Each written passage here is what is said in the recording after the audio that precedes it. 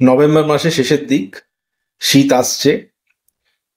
এই সময় কিন্তু যাদের সিওপিডি আছে, ক্রনিক অবস্ট্রাকটিভ পালমোনারি ডিজিজ, তাদের কিন্তু সাবধানতা অবলম্বন করা দরকার।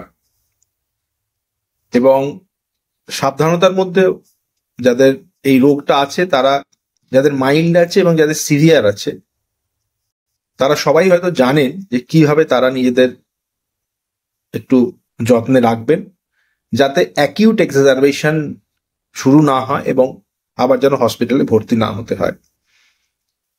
আমরা মূলত যে ইনহেলার থেরাপি এবং কিছু ওষুধপত্রের মাধ্যমে যে সিওপিডি ট্রিটমেন্ট করে থাকি, তার সাথে কিন্তু দু তিনটে আরো জিনিস ইম্পর্টেন্ট, বিশেষত যাদের সিভিয়ার সিওপিডি আছে তাদের ক্ষেত্রে। একটা হচ্ছে ফিজিওথেরাপি অ্যান্ড রিহ্যাবিলিটেশন।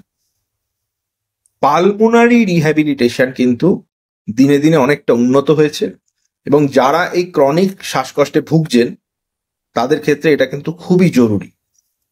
তো প্রপার পালমোনারি রিহ্যাব স্পেশালিস্টের পরামর্শ নিন এবং কি কি এক্সারসাইজ করতে হবে, বিশেষত আপার এক্সট্রিমিটি এক্সারসাইজেস এবং ব্রিদিং এক্সারসাইজেস যেগুলো করতে হবে সেগুলো করুন।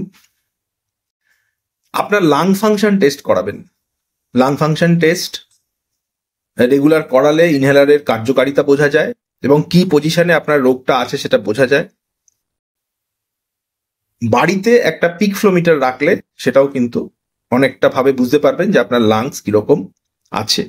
2 নম্বর হচ্ছে সুষম খাদ্য খাওয়াটা খুব জরুরি। প্রোটিন রিচ খাবার খাবেন, কারণ হচ্ছে আপনাদের এই শ্বাসকষ্টের সমস্যার সাথে সাথে স্টেরয়েড ইউজ হয় এবং অনেক জিনিসের সাথে মাসেল লস হয়।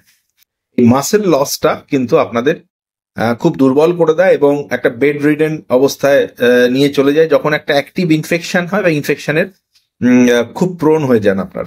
তো সেটা একটু মাথায় রাখবেন। 3 নম্বর হচ্ছে ভ্যাকসিন। যে ভ্যাকসিনগুলো আপনার নিউমোনিয়া কিংবা ইনফ্লুয়েঞ্জা জস্টার হওয়ার যে ভ্যাকসিনগুলো আছে সেগুলো কিন্তু ঠিকমতো নেওয়ার চেষ্টা করুন। এগুলো করলে আপনারা ভালো থাকবেন। মনে রাখবেন, সিওপিডি কিন্তু একটা হার্ট অ্যাটাক এবং স্ট্রোক এদের পরেই 3 নম্বর কজ অফ মর্টালিটি আমাদের দেশে, এবং বহু মানুষ এতে ভুগছেন। এই দূষণ, স্মোকিং, এগুলো থেকে নিজেদের একটু বাঁচিয়ে রাখুন।